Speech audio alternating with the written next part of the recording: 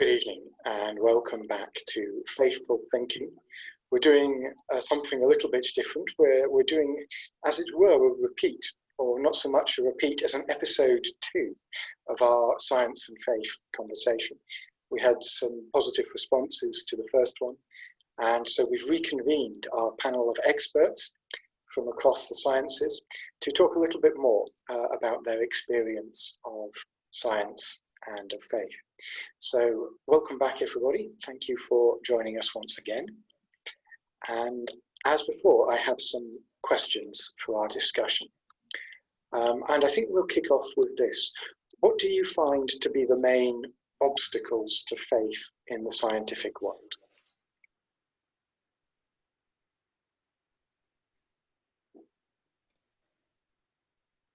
I think for me, it's not actually an obstacle per se, but it's a sort of default assumption amongst the majority of my colleagues. There's a sort of, oh, wait, you're a Christian. Interesting moment. And their default assumption is that I'm not. Whether that's because I'm a scientist and they assume that scientists can't be, or whether that's a reflection of the increasing state of this country, I don't know. I had somebody once respond to me telling them I was a Christian with expletive, "I thought you were bright." Ouch. Mm-hmm. So what I'm hearing there is that it's the unexamined assumptions that are the main obstacles, rather than any particular argument, yes, piece of information. I think there is also, because it's very difficult to deal with religion and faith via the scientific method, things that are difficult to examine by the scientific method, science tends to struggle with. And there are things which are demonstrably true that are difficult to examine by the scientific method, and therefore science really struggles with them, and data-driven systems really struggle with them. The psychoanalytic school of psychotherapy has real difficulty with this as well. And I think that speaks to science generally only speaking its own language and struggling to deal with anything that doesn't translate nicely into scientific method.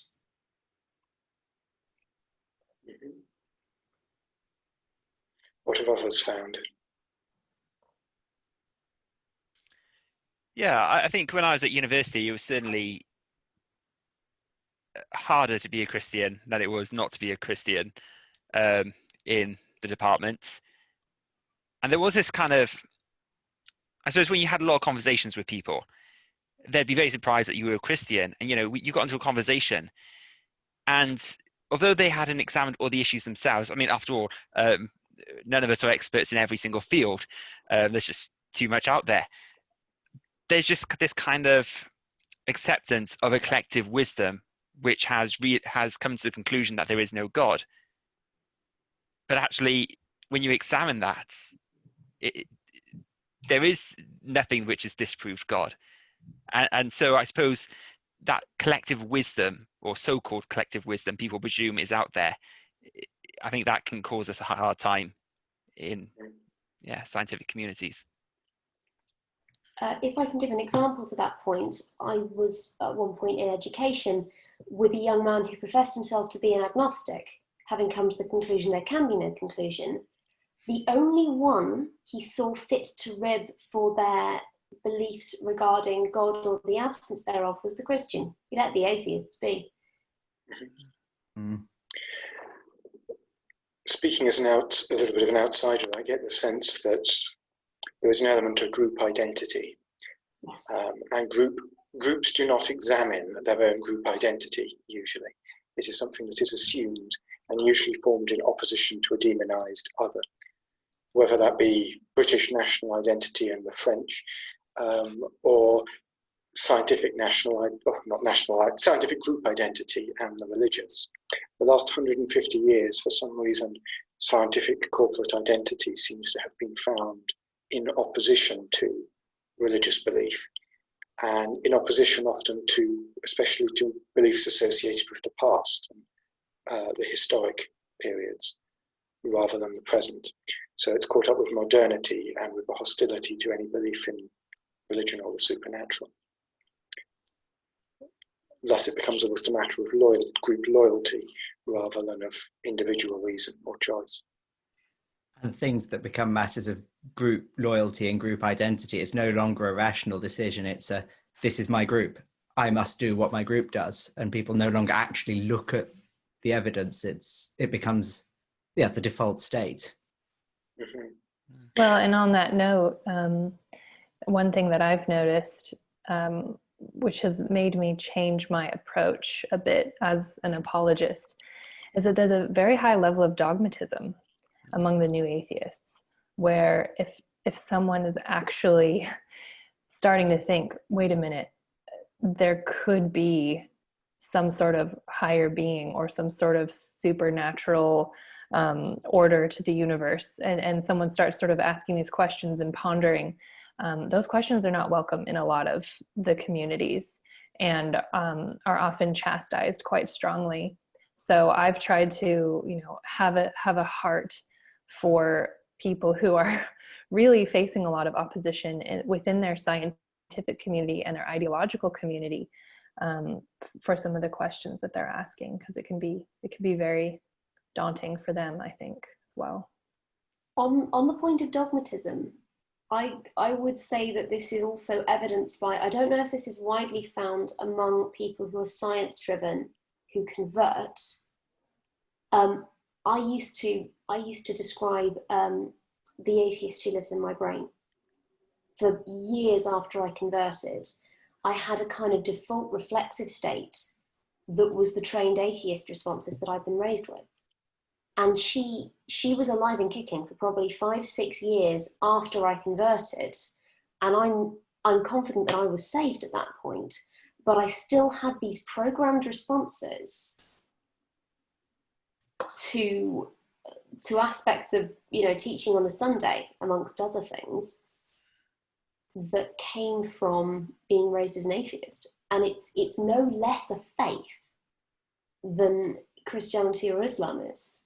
I find it very interesting that we have to use the words of faith to describe some aspects of the new atheism. Dogmatism. Oh, we absolutely do. I've heard some of the Twitter spats that arise described as inquisitions. Mm-hmm. And actually, given the origins of Inquisition, which was specifically an attempt to find out whether somebody was holding and refusing to let go of beliefs contrary to the norm. That's actually closer to that than it is to what we might think of with the Spanish Inquisitions. So do you think it's fair to talk about there being a religion of science or a religion of atheism? Yes, separate to the process of science. Yeah. So just to spell that out a little bit for us, what's the distinction between the religion of science and the process of science? So there is a very influential person on the internet by the name of Hank Green, who is very fond of saying of science, it's a process, not an ideology. I happen to agree with Hank Green on this point. I think he is right that science in its raw form, shall we say, is a process, not an ideology. It is a method of making assumptions, testing assumptions, and revising assumptions, on and on and on.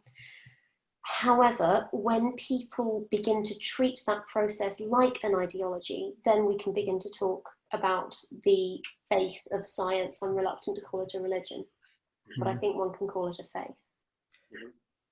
And actually, the people who are doing that tend to have moved away from that process. When the sort of the aspects where one could think there might be conflict become not this is the current best hypothesis, but this is truth. That's no longer science. Science resists the concept of this is truth. But some people have perverted it into that. Well, and I think that the reason why it's important to delineate between the process of science and scientism, right? The religion of science. Science gives us all truth. Science gives us all answers, and nothing else can. Is because for we as Christians, we need to be able to look at science as God sees it, as a gift that he's given to us, as just another vector, another vessel for exploring this world that he's created and understanding more about nature, which ultimately points us back to him and leads to more worship, right?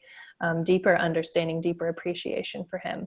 So, but when you make all of science, including the scientific process, into some sort of other religion that is not Christian, is other than Christian, or is anti-Christian, then that's when you start to see people in the church becoming afraid of science or wanting to pull back from science. So we don't want that to happen either. So it can cause issues on both sides, right? For the people who've made science their religion, it causes problems for them. And for the people who've made science a religion in their minds, and then they hate it because they don't want to believe in a false religion. It sort of goes both ways in my mind. A theological perspective sometimes expressed is that the essence of or the consequence of idolatry is making something bear a burden it was never supposed to bear. And we do that with science when we try and make it the answer to all questions, not just questions of the mechanisms by which the natural world functions. When we try and make it a source of answers to ultimate truth and meaning, when we try and make it the exclusive source of truth, in the same way that we do when we make an idol of anything else, out of popularity or money or romance or whatever. We try and make them the answer to all questions instead of a small part of the picture. Let me turn the question around and ask, what do you think are some of the most persuasive inducements to faith you encounter through the world of science? Or the method of science, I should say, before I'm corrected.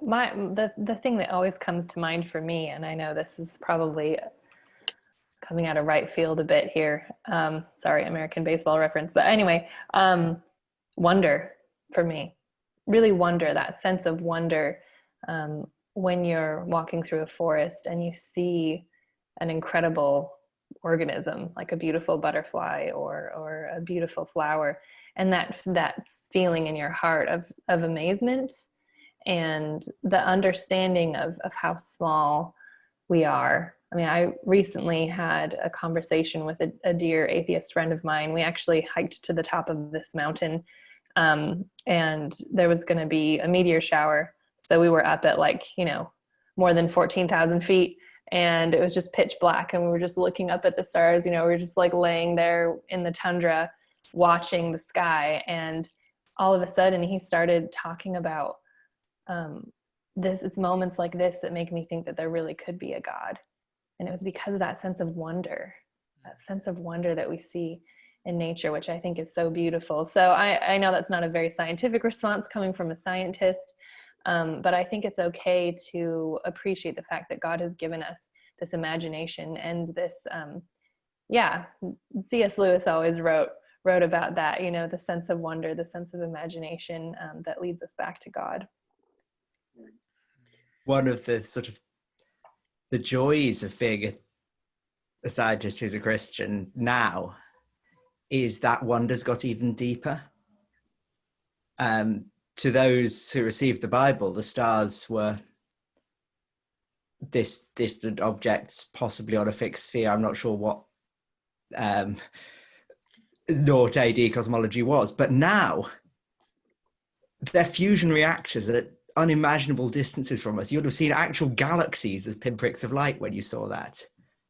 The grass you were sitting on, it right down to the level of the physics that drives the chemistry, that drives the biology.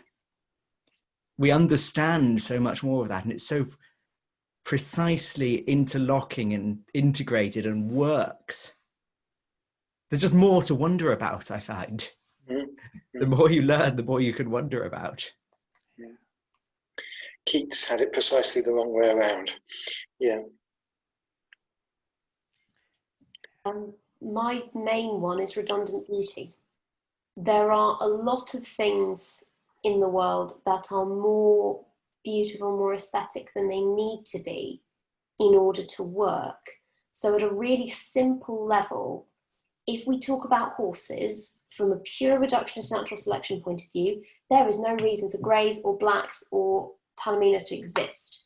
If you've got a chestnut or liver spot, they blend in fine with their environment. There are plenty of species where that is the case, but there are species where there is redundant grace and redundant beauty that there's no logical natural reason for. I mean, variety in flowers is the one that people always reach for. That's a little outside my field, so I'm going to stick to coat colours and horses. But the genetics that code that are so complicated that you can't grid square them. There are too many interlocking factors. The grid square would take up pages and pages of paper. And our understanding of it is still a bit ropey, but greys are always dominant. But there is no biological advantage to these colour patterns. Horses are colourblind. It's not a sexual selection thing. It's not a natural selection thing. If anything, a grey horse is at a survival disadvantage because it's harder for it to hide in most weather. There's no reason for that. There's a quote that Richard Dawkins stole from Douglas Adams and was very fond of, that I always thought was a massive own goal. Isn't it enough to see that the garden is beautiful without having to believe there are fairies at the bottom of it? Which I believe he put in the God delusion.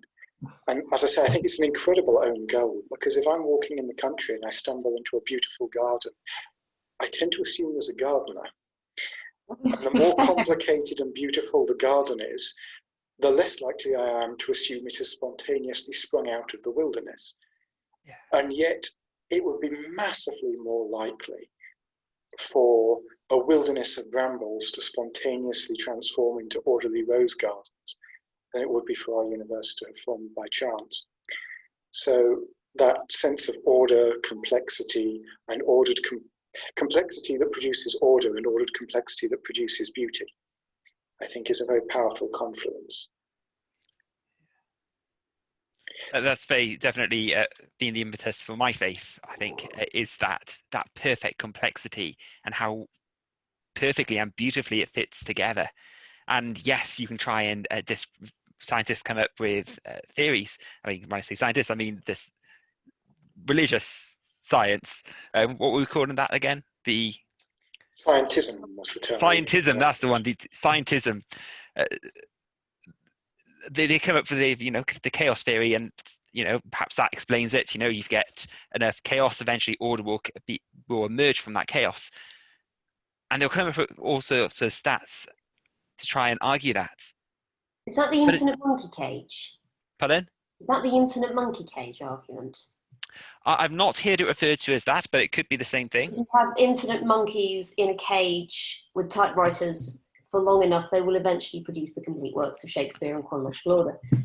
Yeah, it's exactly that. It's true, but it's redundant. Yeah, exactly that. But for me, it just doesn't do it. It doesn't answer the question for me. It doesn't explain it, because there is, even though the universe is quite literally astronomical in size, the amount of things that have to be absolutely perfect for any kind of life to emerge, which is recognizable to us, it just doesn't work unless there is a creator for me. So for me, a big part of the impetus for my faith is the fact that it is just so perfectly formed. It's so perfectly works together, and it's just so, yeah. Can I just add a little bit of scope to that in terms of the number of things that have to be perfect? You could talk about that in terms of astrophysics. You could talk about that in terms of the density of matter and the exact propulsive force of the Big Bang. You could talk about that in terms of slightly less astro-y physics, in terms of distance from the sun, speed of orbit, tilt of the axis, things like that. And you have a concept called the Goldilocks zone in... Is that still considered astrophysics? Yes, it is. Yeah. Then you come down further from that and you get to later stages in this, and you have things like ice being less dense than water, which is amazingly weird in chemistry terms. It really is. It's unspeakably odd. And lots of other things in chemistry, like the number of bonds that different atoms can take and the relative abundance of those atoms. And you go beyond compound chemistry and you start to get into biochemistry, and you get to DNA and RNA, and dear Lord, how did that come out of soup? It's mind-blowing, and you go beyond that, and let's assume, okay, you get DNA, you get unicellular organisms, getting into cell signaling. That's, again, amazingly complicated to evolve, because you've got to evolve it in two at the same time, more or less. And the further up the complexity chain you go, ice, half an eye does nothing.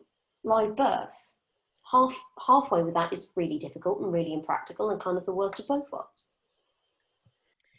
Yes, I think sometimes there's a failure to do the maths, in the sense of, not so much perhaps in true science, but in, as it were, popular science. There's a tendency to wave the hands and say, well, the universe has been around for a very long time. It must have been around for long enough for it all to happen by chance. But when you start putting the numbers in, that just doesn't work.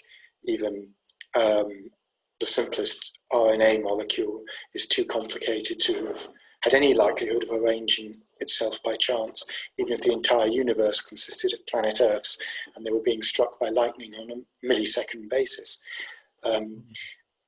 You start putting the numbers in and it really doesn't make sense. The complexity is too great. And even with guidance, or however you want to describe it, the amount of time it's taken to get from that lightning struck RNA molecule to us is such an appreciable fraction of the age of the universe that you can't argue for chance. And for much of that time, the age of the universe, Earth couldn't have existed. You need a certain number of cycles of stars formed going supernova to generate the heavy elements from which Earth was formed.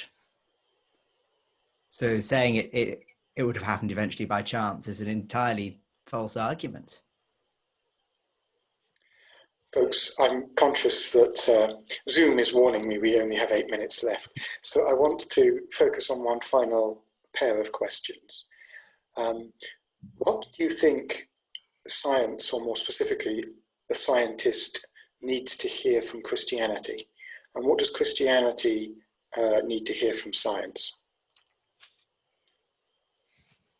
Science needs to hear, I hate to say that, scientism needs to hear from Christianity that our faith is not irrational, and our faith is not anti-intellectual, anti-reason, or anti-knowledge in any way, shape, or form. It's simply a direction and expansion of our understanding.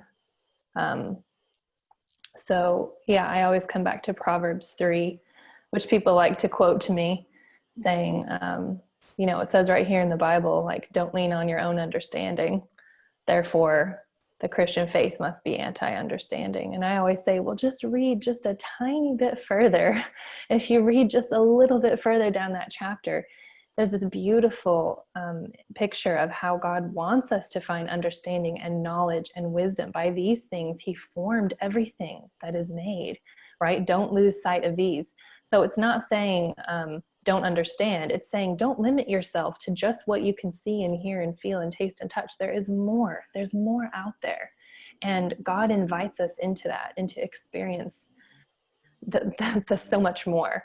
And I think Christianity needs to hear from scientists like me who do have faith in God that you don't have to be afraid of science. You don't have to be afraid of the process. It's a beautiful process. It's a gift. It's a tool. We can abuse it like any other tool, but that doesn't mean that we should throw it away or try to destroy it by any means. And scientists need the support of Christians because a lot of them are in a really hard position. So, yeah. I think Christianity can offer a real good challenge to the scientific process, really, because very often often there's this idea that we don't have presuppositions. You know, you're going into your experiments and you're not making any presuppositions. But of course, we all make them all the time. Every experiment you do, you've got those presuppositions in place. And so, as Christians, we are very much aware that we have made a presupposition. We do believe that there is a God. You know, we may have we've done lots of thinking to get to that place of concluding that there is a God, but we've made a presupposition.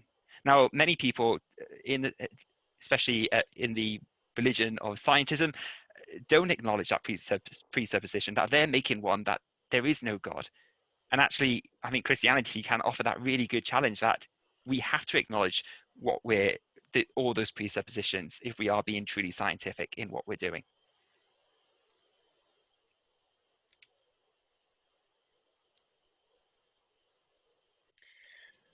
Great. Well, those are some thoughts to end on, perhaps. I guess I would, the privilege of hosting one of these, of course, is that you get to have the last word.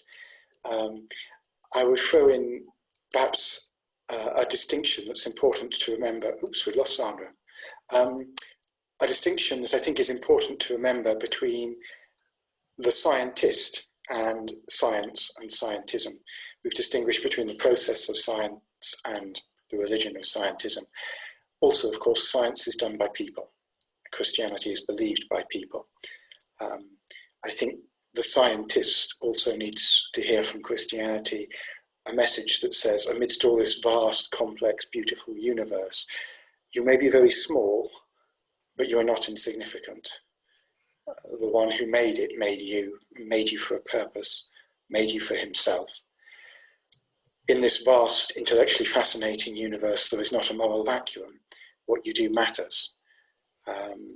What you do has consequences for the universe and for you. And you need to come to the one who made you, make your peace with him, and find the place with him that you were made for. Science, perhaps, I think, can call Christianity back to an appreciation of the importance of the search for objective truth, which sometimes we wander away from in favour of what feels good to us or makes us feel happy or upbeat. And I think that's an important message that science can remind Christians of, that there is one truth out there, even if we all come to it by slightly different routes. So perhaps to end on that, the distinction between what the discipline of science needs to hear, but also what every scientist, like every human being, needs to hear, that amidst the vast complexity of the universe, you are not an insignificant speck. You are precious to the one who made it, and he's calling you home.